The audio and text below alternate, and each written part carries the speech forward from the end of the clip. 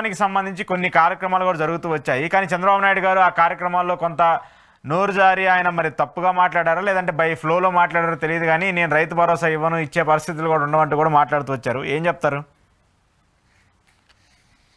అశోక్ గారు, ఈరోజు ప్రకాశం జిల్లా దర్శి కేంద్రంగా రైతులతో ముఖాముఖి సమావేశమైనటువంటి ఆంధ్రప్రదేశ్ ముఖ్యమంత్రి గారు గతంలో ఉన్న రైతు భరోసాని అన్నదాత సుఖీ భవ అనే పేరు మార్చి కేంద్ర ప్రభుత్వంతో వాటాలో భాగంగా రాష్ట్ర ప్రభుత్వం తన వాటాగా 5,000 రూపాయలు జమ చేస్తూ మొత్తం 7,000 రూపాయలు 46 లక్షల మంది రైతు కుటుంబాలకు జమ చేసేట్టుగా ఒక కార్యక్రమాన్ని రూపొందించారు. మొట్టమొదటిగా అంతవరకు సంతోషం. ఎంతమందికి రైతులకు ఉపయోగపడినా ప్రభుత్వ చర్యల్ని ఆహ్వానించదగ్గ పరిణామం. ఇది ఎన్నికల్లో చంద్రబాబు గారు ఇచ్చిన అత్యంత కీలకమైన హామీలో ఇదొకటి. అయితే ఈ హామీల పట్ల అధికార ప్రతిపక్షాల మధ్య ఉన్నటువంటి వివాదం కూడా చూడాలి. ఈ విషయంలో ప్రతిపక్షంగా వైఎస్ఆర్ కాంగ్రెస్ పార్టీ అడిగే ప్రతి ప్రశ్న కూడా తెలుగుదేశం పార్టీ సమాధానం చెప్పక తప్పదు. పోలిక ఉంది కాబట్టి, ఎన్నికల్లో దీనిపైన వివాదం నడిచింది కాబట్టి. గతంలో జగన్మోహన్ రెడ్డి గారు ఈ పథకాన్ని అమలు చేయడానికి చంద్రబాబు నాయుడు గారు ఇచ్చిన అమలు పథకంలో వచ్చే వ్యత్యాసాన్ని కూడా చూడాలి. ఈరోజు నేను ఇంటర్వ్యూ చేసే సమయానికే 2,000 రూపాయలు కేంద్ర ప్రభుత్వం యొక్క అమౌంట్ పడిపోయింది రైతుల ఖాతాలో, 46 లక్షల రైతుల ఖాతాలో. అయితే ఆంధ్రప్రదేశ్ ఇచ్చిన 5,000 రూపాయలు ఇంకా పడలా. అంటే యాడింగ్ ఇంకొక 5,000 పడాలి కదా, చంద్రబాబు గారు లాంచ్ చేశారు కదా.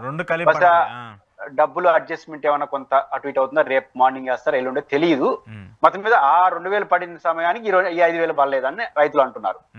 అకౌంట్ మెసేజ్ వచ్చేస్తుంది కదా, అది రాలా. సరే, 1-2 రోజులు లేట్ కావచ్చు, ఏం జరుగుతుందో చూద్దాం. అయితే ఇక్కడ పాయింట్ ఏంటంటే, జగన్మోహన్ రెడ్డి గారు ఎన్నికలకు ముందే 2017 ఆ ప్రాంతంలో ఇంకో 2 ఏళ్ళు అధికారులు రాబోతుండగా రైతు భరోసా అనే ఒక పథకాన్ని తీసుకొస్తాను. రైతులకు పెట్టుబడి సాయం అంటే రైతు విత్తనం విత్తే సమయానికే డబ్బులు కొంత వాళ్ళ చేతిలో ఉంటే అప్పులు పాలవకుండా ఉంటాడు. ఆ తర్వాత ప్రభుత్వం సహాయం వాళ్ళు సొంత కొరతో ఎదుగుతారు.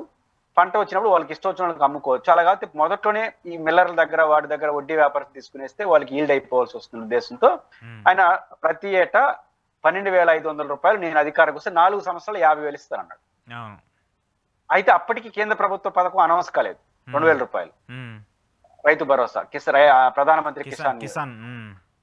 అయితే జగన్మోహన్ రెడ్డి 2017 2019 ఎన్నికల్లో పోయే సమయానికి ఈ స్కీమ్ ని ప్రధానమంత్రి గారు అనౌన్స్ చేసినారు. జగన్మోహన్ రెడ్డి గారు అనౌన్స్ చేసే నాటి కేంద్ర ప్రభుత్వం లేదు, మళ్ళీ అనౌన్స్మెంట్ వచ్చింది. కాబట్టి జగన్మోహన్ రెడ్డి గారు అధికారంలోకి వచ్చిన వెంటనే అటు కేంద్రాన్ని ఇటు రాష్ట్రాన్ని డబ్బులు జమ చేసి ఒకేసారి 5 ఏళ్ల పాటు ఇచ్చాడు కంటిన్యూగా. అంటే ఒకేసారి అంటే కేంద్రం ఇచ్చేటప్పుడు ఈయన వాటాగా ఇచ్చుకుంటూ రావచ్చాడు. పైపిచ్చు మనం 12,500 చెప్పాం కాబట్టి మనం కొంచెం 1,000 రూపాయలు అదనంగా ఇచ్చి, అంటే కేంద్రం రాష్ట్రం కలిపే కావచ్చు కానీ ఇస్తే 13,500 7,500 ఈయన జమ చేసి తనిసెనగా కేంద్ర ప్రభుత్వం ఇచ్చిన రోజే రాష్ట్ర ప్రభుత్వం ఇచ్చిన అమౌంట్ కూడా పడిపోయేది, లేట్ అయ్యేది కాదు. ఆ రకంగా కేంద్రం ఇచ్చిందా రాష్ట్రం ఇచ్చిందా ప్రజలకు ఏమి కన్ఫ్యూజ్ లేదు, ఒకేసారి ఇస్తూ వచ్చాడు. ఆ రకంగా 13,500 పర్ ఇయర్ చొప్పున ఆయన అనుకున్న దానికన్నా ఎక్కువ ఇచ్చినాడు, 44,000 అంతా వచ్చింది. ఆ రకంగా జగన్మోహన్ రెడ్డి గారు పథకాన్ని అమలు చేశాడు. అయితే తెలుగుదేశం పార్టీ ఎన్నికల్లో ఏం చేసింది, ఈ పథకం బాగా పనిచేస్తా ఉంది ప్రజల్లో కాబట్టి అదే ఇస్తానంటే కొత్తగా మనకు వచ్చేది ఏమీ లేదు కదా, అందుకని ఒక విమర్శ అందుకునింది. అదేంది, జగన్మోహన్ రెడ్డి గారు తాను 12,500 ఇస్తానన్నాడు కానీ కేంద్రంతో కలుపుకొని ఇస్తానన్నాడు, ఇస్తానని చెప్పలేదు కదా అంటారు ఎన్నికల్లో. కాబట్టి జగన్ మోసం చేశాడు ఒక 5,000, మేము అలాంటి మోసం చేయము. 2, జగన్మోహన్ రెడ్డి గారు 3 దఫాలుగా ఇచ్చినాడు, నేను అట్ట కాదు, వాళ్ళతో సంబంధమే లేదు కాబట్టి నేను ఒకేసారి 20,000 ఇచ్చేస్తాను అన్నాడు. కానీ జగన్మోహన్ రెడ్డి గారు కేంద్రంతో సంబంధం లేకుండా ఇస్తానన్న మాట అనలేదు. ఆయన ఎందుకు అనలేదు, ఆయన అనౌన్స్ చేసినాడు కేంద్ర పథకమే లేదు. అవును. కానీ తెలుగుదేశం పార్టీకి వచ్చే ఇబ్బంది ఏంది, మీరు ఈ మాట మాట్లాడేసరికి ఆ పథకం అమల్లో ఉంది 4 ఏళ్లుగా. కేంద్రం 6,000 ఇస్తా ఉంది, రాష్ట్రం 7,500 ఇస్తా అన్నది అమల్లో ఉంది. జగన్మోహన్ రెడ్డి గారు 12,500 ఇస్తానన్న రోజు కేంద్ర ప్రభుత్వం లేదు. కేంద్ర ప్రభుత్వం వచ్చే నాటికి ఎలక్షన్స్ వచ్చేసినాయి, గెలిచారు కాబట్టి ప్రజలు పెద్ద తేడా చూడలేదు. జగన్ మోసం చేసినాడు అట్లా లేదు, ఎందుకంటే ఇచ్చే నాటికి లేదు కేంద్ర ప్రభుత్వం. కానీ చంద్రబాబు గారు ఎన్నికల్లో కూటమి 20,000 ఇస్తానన్న నాటికి క్లియర్ గా కేంద్ర ప్రభుత్వ పథకం రాష్ట్ర ప్రభుత్వ పథకం అమల్లో ఉంది. ఎంజాయ్, దాంట్లో ఈ రైతులు సంతోషిస్తున్నారు. సో ప్రజలకి రిజిస్టర్ అయిపోయింది అది. దాంతో పాటు మీ మాటలు కూడా బాగా రిజిస్టర్ అయినాయి. అదేంటది, కేంద్రంతో సంబంధం లేదు, జగన్ లాగా 3 దఫాలు లేదు, అంటే ఆల్రెడీ అమలు అవుతున్న దాన్ని ఇంటర్ప్రిటేషన్ చేశారు మీరు. 20,000 ఇస్తామన్నారు. అందువల్ల ఇప్పుడు పైపిచ్చి రావడం 1 ఇయర్ అమలు చేయలేదు. పైపిచ్చి కొత్త పథకం అశోక్ గారు, ఇప్పుడు ఆడబిడ్డ అనేది లేదా రైతు ఏమంటారు గ్యాస్ బండ ప్రోగ్రామ్, లేదా ఉచిత బస్సు, లేదా స్కిల్ డెవలప్మెంట్ అప్పగించినటువంటి నిరుద్యోగం, ఇవి కొత్త పథకాలు కాబట్టి అమల్లో కొంచెం 6 నెలల సంవత్సరం తీసుకుంటే ఒప్పుకుంటాను.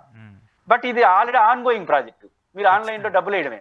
మరి 5 ఏళ్ళు కొనసాగుతున్న దాన్ని మీరు 1 year ఆపేస్తే ఆ మేరకు మీరు ప్రజలు నష్టపోయినట్టే కదా. మీరు 14,000 ఇస్తారన్నారు, 14,000 నష్టపోయినట్టే కదా ప్రతి రైతు 1 year. కాబట్టి దీనికి తెలుగుదేశం పార్టీ ఇబ్బంది వస్తుంది. రెండో పాయింట్ ఏంటంటే మీరు దబాయించి చెప్పినారు, వాళ్ళలాగా మేము మోసం చేయము, మేము 20,000 రూపాయలు కేంద్రంతో సంబంధం లేకుండా అన్నారు. ఆయన అనలేదు కేంద్రంతో సంబంధం లేకుండా 12,500 మీరు అన్నారు. రెండోది ఒకేసారి ఇచ్చేస్తున్నారు. ఈ 2 బలహీనతలు. అందువల్ల మీరు చూడండి దర్శి కార్యక్రమంలో చంద్రబాబు గారు రైతు భరోసా గురించి ఎక్కువ మాట్లాడాల. పోయిన ప్రోగ్రామ్ ఏంది అన్నదాత సుఖీభవ, దాని గురించి కానీ ఇతర విషయాలు ఎక్కువ మాట్లాడినారు. రైతులతో ముడిపడిన విషయాలు మంచి విషయాలు, ఆయన చెడ్డ విషయాలు మాట్లాడాల. బట్ మీరు పోయిన కార్యక్రమం ఏంది అన్నదాత సుఖీ, దాన్ని ఎందుకు లేదంటే ఈ కొంచెం బలహీనత ఆయన కనపడతా ఉంది. పవిచు చెప్పాడు పక్క రాష్ట్రం ఏం చేస్తాం తమ్ముళ్ళరా, ఇది ఎవరిచ్చారు అది ఎవరిచ్చారు, జగన్ ఇలా చేశాడు. కానీ రైతు భరోసా నాకన్నా జగన్ బాగా చేసినాడా, లేకపోతే జగన్ కన్నా నేను బాగా చేసినాడు మాట అనలేదు. అంటే ఆ ఇబ్బంది, ఆ ఇన్కన్వీనియన్స్ ఆయన కనపడింది, ఆయన మాటల్లో అవన్నింటిలో తడబాటు కనపడింది. ఆ తడబాటులో టంగ్ స్లిప్ లో నేనున్నంత వరకు మీకు రైతు భరోసా ఉండదని చెప్పేసినాడు. అంటే నేనున్నంత వరకు మీకు రైతు కష్టాలు ఉండవు అని చెప్పబోయి రైతు భరోసానే ఉండదని చెప్పేసి, రైతు భరోసా అంటే ఆయనకి జగన్ గుర్తు వస్తాడు కాబట్టి అది మీకు లేదని చెప్పేసినాడు. కాబట్టి చంద్రబాబు నాయుడు గారు ఈ మొత్తం కార్యక్రమంలో ఆ రైతు భరోసా దాని కొనసాగింపుగా అన్నదాత సుఖీభావ అనేది గత ప్రభుత్వాన్ని ఎప్పుడు చంద్రబాబు గారు ఎప్పుడు కూడా గత ప్రభుత్వాన్ని పోల్చుకుంటాడు, మంచికైనా చెడ్డకైనా పోల్చుకొని వాళ్ళని విమర్శిస్తా వాళ్ళకైనా నేను బెటర్ అంటాడు. ఇక్కడ కూడా అన్నదాత సుఖీభావ విషయంలో నేను బెటర్ అని చెప్పడానికి ఆసక్తి ఉంది, కానీ పరిస్థితి అనుకూలించాల. వాళ్ళు అడుగుతారు కదా, వాళ్ళు కప్పిన జనాలు బలి ఇచ్చిన వాళ్ళు మొదటి సమస్య లేదు, కేంద్రంతో ఆ రోజు ఏం చెప్పినా అవన్నీ వస్తాయి కాబట్టి ఆ స్లంగి స్లిప్ అయ్యి రైతు భరోసా అంటే జగన్ అని గుర్తొచ్చేసి ఆయన విమర్శించే క్రమంలో ఆయనది నేను ఈయనని చెప్పినట్టుగా ఉంది ఆ వ్యవహారం. కాబట్టి రైతు భరోసా అనేది పథకం కాదు, రైతు భరోసా అనేది ప్రభుత్వం ఇచ్చే ఒక అస్యూరెన్స్. అంటే అక్కడ టంగ్ స్లిప్ తప్ప ఆయనకి ఆయన అన్న మాటలు కాదు, ఆ టంగ్ స్లిప్ దీనికి బాగా మ్యాచ్ అయింది. వైసీపీ వాళ్ళు తెలుసు, వైసీపీ వాళ్ళు ఇంకా దాన్ని ఎలా ప్రచారం చేయాలో దాని గురించి క్వశ్చన్ చేస్తారు కదా. తెలుగుదేశం పార్టీ వాళ్ళకి తోల్చుకుంటే వీళ్ళే తక్కువేం కాదు. దీనికి తెలుసా పైపించి వాళ్ళకి రైట్ కార్డు ఉంది కదా, మమ్మల్ని అంటున్నాం అని అంటారు. ఖచ్చితంగా ఇది బాగా ట్రోల్ అవుతుంది కొంతకాలం పాటు.